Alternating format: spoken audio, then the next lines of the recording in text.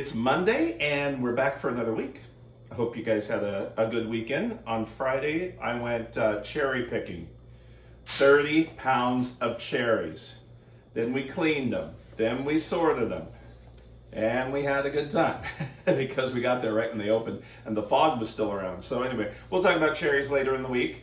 We've got a full week of stuff. My name is George Gary and I teach some classes here, and all of them are banked over on YouTube. And we've got our faithful cameraman, Neil. And that thumb, does it still have cherry stains? Yes. I had him dealing with the cherries, and like I said, I'll show you pictures later in the week. And besides classes, I also have a bunch of cookbooks out. You can find those online, and a tour company, and morning shows around the country, things like that. And if you're new, welcome. And if you have been watching for a while, we're going on month 3. I didn't think I'd be doing this, but like 2 weeks. That's what they said. We'd be back out in the world. But some restaurants in Los Angeles are reopening, but they're doing a lot of it, like every other table.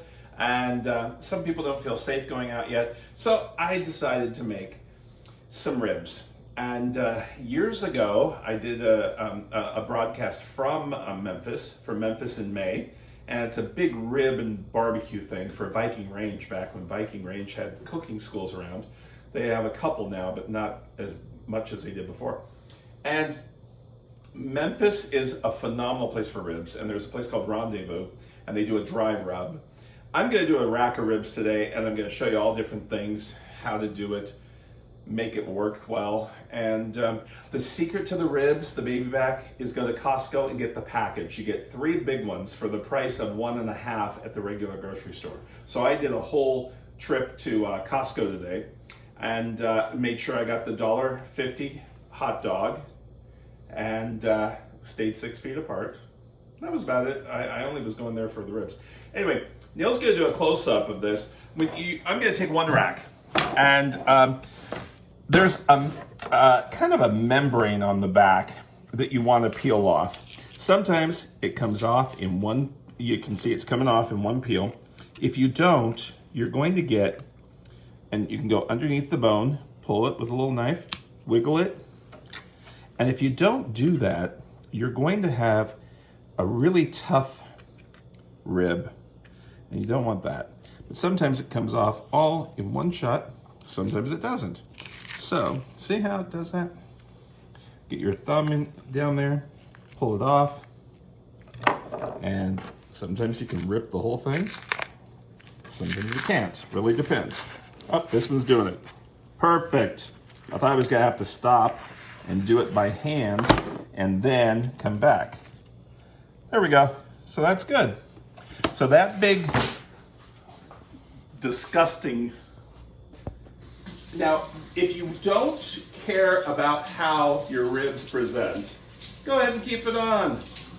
But I like to make my ribs very nice, and so you bite into them. Years ago, I became a certified barbecue judge through Kansas City Barbecue, and it's really fascinating. I don't like the judging process. I would never win because I overcook my ribs to the standards of Kansas City.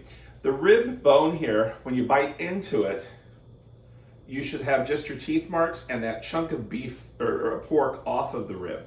And it should still have some on the bone. I like them to fall off the bone myself. So anyway, this is what we do to prep that. And then you're gonna take paper towel, and it has to be dry on both sides. And after I do that, then I'm going to put them on a big piece of foil. Now, these I'm only doing in the oven, and it takes about 1 hour and 20 minutes, 1 hour and 15. If you want, you can put them on the grill the last 5 minutes to get the charcoal flavor and stuff like that, or if you're using apple wood, stuff like that. And it tells you in the recipe that you can do it that way. So we are going to put the ribs right on the foil. And you want the foil to be big enough to where it will go all the way over, okay? And you've got your pan. Now we've got to make our rub. Now, I have about 10 different rubs in the 500 Best of Sauces, Salad Dressings, Marinades, and More book. The longest title of a cookbook ever. I wanted to call it Get Dressed and Sauced. The publisher said that was too long of a word, so we didn't. But anyway, here's some already, you can buy pre-made rubs through the spice companies that I buy stuff from. And these are 3, this one is Rendezvous, the ribs themselves, Rendezvous seasoning. And it's a darker look to it. And I'm not sure what's in it because they don't tell you. But you can buy this at on their website, and they sprinkle this on popcorn, which is really good. Then there's the 300 barbecue, it's called. And it's got tomato in it and a little bit of turmeric. And this has a little bit of spiciness to it with some chilies. Then the popular one is Bicentennial Rub, which they just changed the name to it. They brought this out in 1976, and this is through Penzeys Spices. And you just still can ask for barbecue, the Bicentennial, and they'll tell you what it is. But there's even rubs with coffee beans in my book. I'm going to take and make this rub, which is just my Memphis dry rub. We've got salt, coarse, and I've got Telecherry black peppers, and you can get that pretty much at the spice store. The thing with cooking is people will say, oh, you have such great flavors, and boy, this stuff tastes really good. Well, it's your ingredients. If you have ingredients that you can't really find at the regular grocery store, they don't have these pepper at the grocery store, so you need to search them out. So the spice place is pretty good. Here's dried orange zest. And then we have turmeric, which turmeric you can tell creates the color. And then we have coriander. Now, this is making your own rub. If you don't want to make your own rub, you can purchase one of the other ones. But this way, I like to make my own. And you blend that all up. And what we'll do is we'll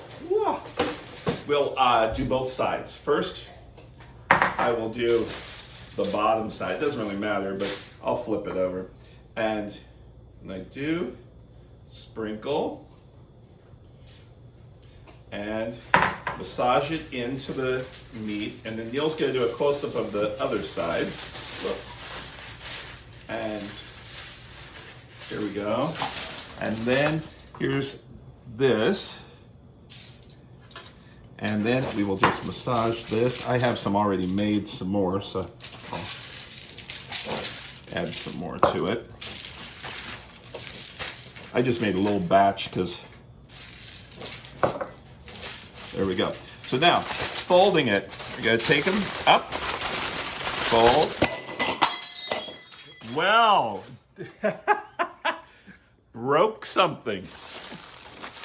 It's just a glass bowl. This floor this week has had more breakage than you can imagine. Neil, what were you doing? Oh, you were just getting in the refrigerator, and one of my cake platters came tumbling down with the dome and went everywhere.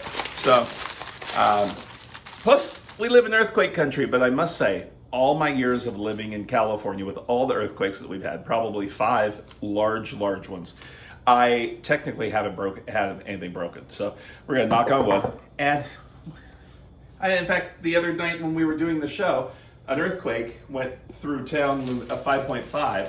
And we get to the point where it's like, oh, that was a 5, stay in bed. Oh, that was a 6, maybe get up. 7, so we haven't had a 7 in a long time, have we, Neil? When was the last time we had a 7? Knock on wood. Yeah. What was that one that, the wine bottles, it was when we lived in Fullerton, those wine bottles shot across. That was the Whittier Narrows? Whittier Narrows, yep. That was something. Okay, so we wrap this up just like that, without the glass. Looks like just one. And then what we'll do is we'll put this in the oven just like this for an hour and 20 minutes. And when it's done, we'll come back after I clean up all the mess I just made. See you in a sec. Okay, they come out of the oven and they are so hot. You can see why we want them to steam in here, and they look perfect. So let me get them out, the whole big rack. And then they'll start falling off of the bone. And I've even served this for appetizers. I've taken each bone. Sometimes if you're looking at this, it's kind of hard because the bones go sideways. So what I'll do is I'll turn it over so I can see how the bones are laying and use to chop them that way. And I'll go between the bones where the meat is and go down. And you can see, now this is if you're gonna do each one separately. And sometimes I think it looks nicer to serve them like this. And each one is an appetizer. The little edge ones, you can eat that yourself. Sometimes there's a little bit more gristle on that, just like that. So you can see where the bones are a little easier. See how it's falling off of the bone? And these ones at the edge are really falling off. So if the meat doesn't stay on, these are perfect. You can go ahead and eat the little ones and the little edgings and stuff like that. I'm just gonna put them all on the platter and pile them up. Ribs are difficult to eat, let's face it. They go all over the place. Whoops. They go all over your face, all over your fingers. You need to have a finger bowl next to it. Now this is a full rack. This is for one hungry person. Or me. Or you, Neil. But see, we normally do a full rack and split it. But if we go out to eat and there's a place that has a full rack, which, you know, the nicest thing, we go to this one restaurant once in a while, and Neil always says, after he has the ribs, he says, they aren't as good as yours, which is kind of nice, but then it's like, I get that one little piece off. I'm just gonna throw some color, some tomato slices. You need some color on it because it looks kind of blah. Anyway, we're gonna come back and we're gonna make our corn, roasted corn and tomato salad, or slaw. And then we're also gonna make some herb corn and put it with this. Take care and we'll be right back. And we're back from those great ribs. You have to have a coleslaw or a slaw to go with ribs, and this slaw is easy and simple to do, and it's filled with tomatoes and roasted corn. Roasted corn anymore, roasted corn soups, roasted corn on the grill, anything like that is so good. In fact, if you don't want to roast corn, you can get a package of roasted corn at Trader Joe's. And I've never seen it in the regular grocery store. They do have it with some cheese you can put on it if you want to make it a whole thing. In fact, California Pizza Kitchens, one of their appetizers is roasted Mexican street corn, they call it. And it's pretty expensive for what you get, but it's so good. And I can eat that as a whole appetizer. So anyway, I like to do cabbage slaws because cabbage holds up and you can cut it way ahead. And so what I did is I shredded this cabbage. And this is about a half of a large or a regular small medium one. You need a large bowl to play with. So I'm gonna put that, this is gonna be, I might put it all back in that depending on, and I might just put it there. Here we've got a tomato, regular tomato cut up. Heirloom tomatoes aren't coming in yet, another couple weeks, but when they do, I'd use that. So we're gonna sprinkle that in. Our roasted corn, like I said, the frozen, or you can make your own roasted corn. Take it off the cob and just roast it in a pan with a little bit of olive oil, and that works nice too. So we've got our roasted corn, and now I've got cherry tomatoes. Cherry tomatoes pop, and I take them and quarter them. So I've got two types of tomatoes in here. And now we're gonna make our dressing. Now our dressing is just garlic. And here I'm gonna use roasted garlic, olive oil, like I have before with Temecula Olive Oil Company. Remember, they're not a sponsor, so if you buy this, tell them I sent you, and maybe they'll send me a bottle. But I have like 10 bottles. Every time I go, I buy more and more. But a few tablespoons, just finished the bottle. So, but it has such good flavor. They have one pomegranate one too. At the end of the recipes, I will put a link to that because they do mail order and it's a local place. And we've got some lime, fresh lime. So this is our salad dressing right here that we're making for this. At first you don't think it's got a whole lot of mixture to make a whole salad dressing for all this, but it is fine. Then we have mustard, just some prepared mustard. You can use Dijon or something like that. And blend that up. So it's only about a half a cup of mixture here. But you want to taste the vegetables. You want the vegetables to be fresh. You don't want to, and just drizzle that all over. And Neil's going to come and do a close-up so you can see what this looks like. And just drizzle that. Now, if you got gloves on or if it's only for you and the family, use your hands. But if you're doing like I'm doing, we're going to just toss that and put it together like that. And sometimes all the corn goes to the bottom. So when you do dump this out, you've got some Italian parsley to go with it. Notice I use a larger bowl when I'm tossing, and then I'll put it back into the same bowl I used. It's just best that way. That looks good. You need more room. You don't want it to be flying all over the place. There's a lot in there. Yeah, I'm gonna put it here for presentation. And then I'll take that bit of what's left in the bowl. Yep, because it's got some of the dressing and stuff, so I'll put that on and put this all together. Then I've got some Italian parsley. I like Italian parsley better than regular. Flat leaf parsley has a better taste to me, and it's not so strong. You want to pile this, and let me get a spatula to finish this up with what's in the bowl. Drizzle that all over. And, oh, gotta clean this up. Take a little parsley. Place it. Now I'm using full leaves, I'm not chopping it up. So there is our corn tomato salad. We're gonna come back and do some roasted corn on the barbecue and show you how I do it without any butter, but it's even better with butter too, but show you how to do that. And then we'll put all this together. See you in a sec. Okay, we finished our slaw. That word slaw just sounds like you're throwing stuff at people. Slaw. And then we've got our ribs, and I'm gonna plate them both together so you can see them. But I do this, I've done many barbecue classes, hands-on ones, and the one I do, I haven't done it for a while. I did one up in Ojai, probably 25 years ago, and it was so much fun. And the corn had just been picked that morning. My problem down here in the valley of where I'm at is we do have corn, but when we went to the grocery store, they had already cleaned it all. And what you want is the corn with all the husks on it. So this is how they cleaned it and cut it, and they presented it because they wanted you to buy it like this. And then you go, ooh, I like that corn. It looks nice. They've already cut it up.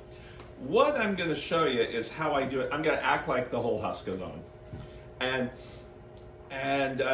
put it on the barbecue grill. If you don't have a barbecue grill, you can put it on a pan and throw it in the oven for about 30 minutes, 25 minutes, and it'll still work. Same way, and I tell you that. But barbecuing really works good. The other thing that's really good on the barbecue is carrots. Getting fresh carrots with the stems, slicing them in half, olive oil on it, and just putting them right on the grill. The caramelization of the sugar of those carrots are so good. It's kind of like the beet salad we did the other day with that sugar. So let's act like we have husk throughout all the way around. And then we've got fresh herbs, and we're using some thyme, tarragon, and rosemary. And you know, rosemary comes very large like this. So you'll just take about half of a rosemary, a little bit of thyme. Whoop, there's the microwave. And tarragon thyme, and where's our other one? There it is.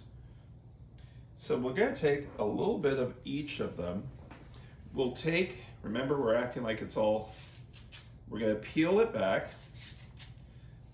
We're gonna try to take some of the silk out. And you know, when I taught this class and we had 50 people one time, that was 50 ears of corn, and I had 2 assistants just doing this part. So just like that, we take our herbs, place it against the corn, put it back like this, and you can take a little bit of string kitchen twine and put that. This is how... I have a layman's question. Yeah? If it's the whole cob, do you put a little bit around the whole No, thing, just or just one in edge. one section? Because what it does is it steams. The corn is full of water, and it steams in here, and that's what I want it to do, is to steam. And it'll just steam, and you'll get the flavor throughout, is the whole thing. So you'll do that. Good question, Mr. Neal. And you'll just pull it. Again, like I said, try to get as much silk out as possible. Normally when you've got a full cob, all of the, this stuff, I forgot the name, is all the way out. And I take one of these, peel it off, and use it to tie it. So almost like it is its own piece of string. Then we take a little bit of each of the herbs again. And if you don't have all these herbs, you can just take a few. This is so sweet that I don't technically put butter on it. In fact, to tell you the truth, the reason why we did it this way and I created this is because butter was so expensive, and I was doing a class with 50 people and I had to watch the costs. So what I did is I thought, we'll just do a bunch of herbs that I had from my garden, put it in here, and it worked. Then, after they're done on the grill or at the barbecue, you can take, and this is the best salt to use for it. This is sea salt flakes. And if you look at it, Neil, come close so they can see the flakes. See? You'll take that and you'll sprinkle it onto the finished corn. Oh, you want to do a close-up of how we did that? So the herbs are just in there. And the corn is ready to eat. Now, let's say we want to use this corn for our salad that we made earlier. Let it completely cool down, cut it off of the cob itself, and put it in a frying pan with just a little bit of olive oil, and it'll brown up really nice like the corn did on that. So we'll be back in just a minute with our plate to show you what everything looks like. Okay, we'd like to thank you so much for joining us today, but before I let you go, that slaw that we made, I want you to let it sit for 1 hour. And you can let it sit outside for an hour. You don't have to refrigerate it. The reason why the hour is because you need all the flavors to meld together, and it'll get even stronger. You can even put a jalapeno in there if you want chopped up. And we made our ribs, and the corn on the cob is out on the grill. We aren't going to show you what it looks like finished because it was more of a technique. I wanted to have you look at the different herbs and how you can use them. But we'd like to thank you so much today for joining us. If you are enjoying this, send it over to friends, let them see it, and we will see you tomorrow. Thanks so much. Take care. Have a great week.